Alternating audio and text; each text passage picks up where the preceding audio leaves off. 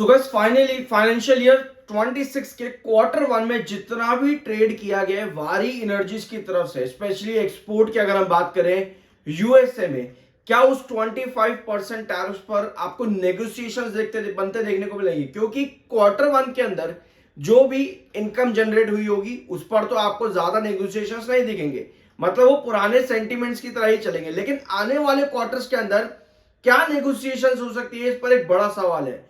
और नुवामा ने आज के दिन इन सभी चीजों को अपनी रिपोर्ट में मेंशन भी किया है।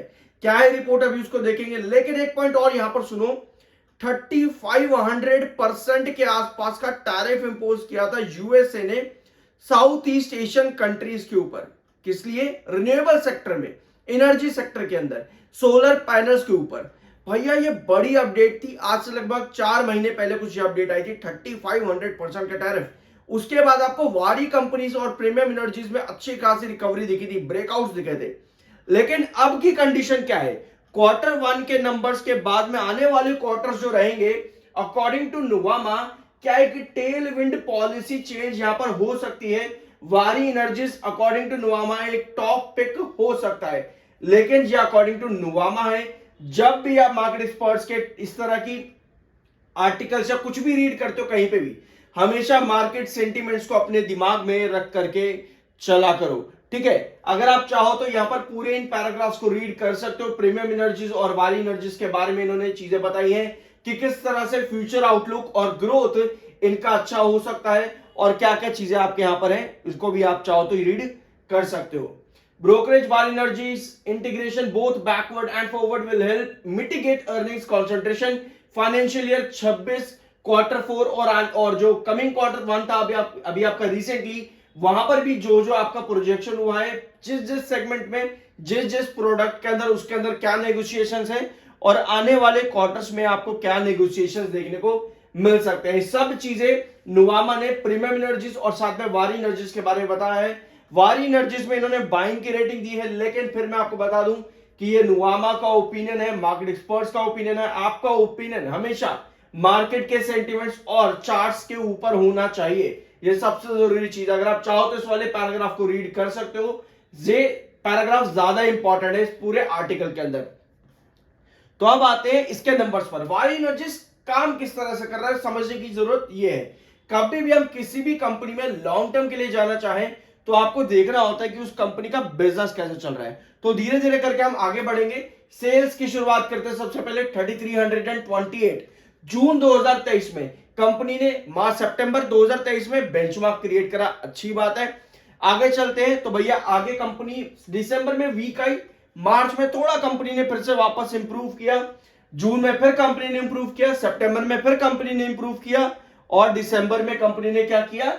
इंप्रूव नहीं किया। यानी आपको एक चीज नजर आ रही है कि दिसंबर क्वार्टर कहीं ना कहीं कंपनी का वीक आ रहा है बाकी क्वार्टर्स के कंपैरिजन में। बाकी के 3 क्वार्टर कंपनी का अच्छा इंप्रूव कर रहे हैं और बेंचमार्क्स लेकर के आ रहे हैं।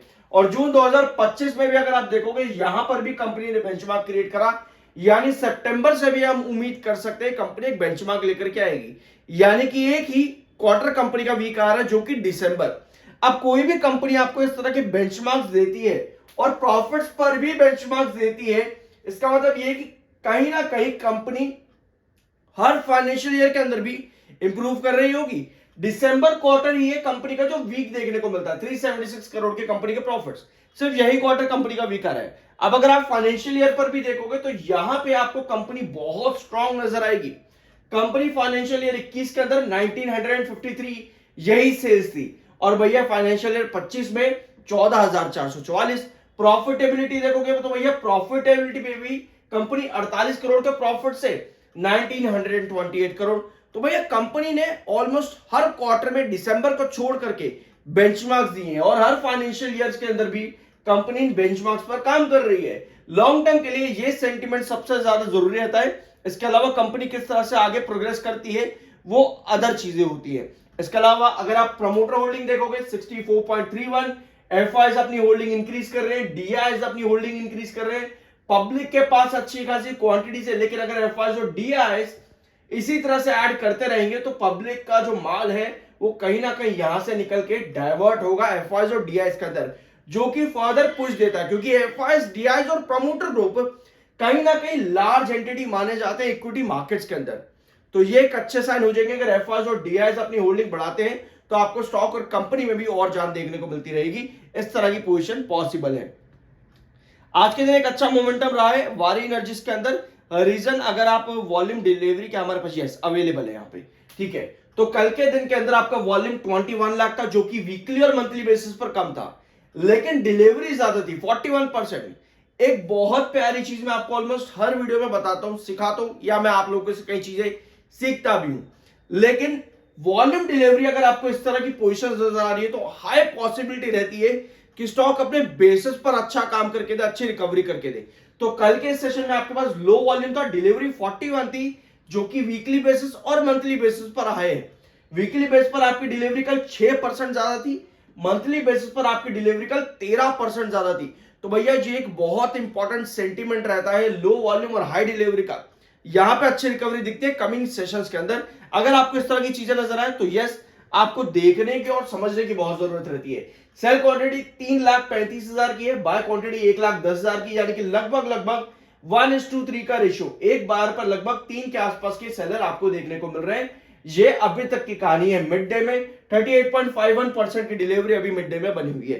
टेक्निकल पॉइंट ऑफ व्यू पे स्टॉक अभी भी न्यूट्रल है, 50.6 का एमएफआई है, 54.2 का आरएसआई है। ऑल्दो ये रिकवरी जो है स्टॉक में कुछ सेशन से कंटिन्यूस यहां पर देखने को मिल रही है। अब देखना यह है कि जो टैरिफ्स है उनका आने वाले कमिंग क्वार्टर्स में क्या इफेक्ट पड़ता है, क्या कुछ नेगोशिएशंस देखने को मिल सकते हैं कमिंग क्वार्टर्स में। ये बहुत जरूरी रहेगा रिन्यूएबल सेक्टर के लिए भी।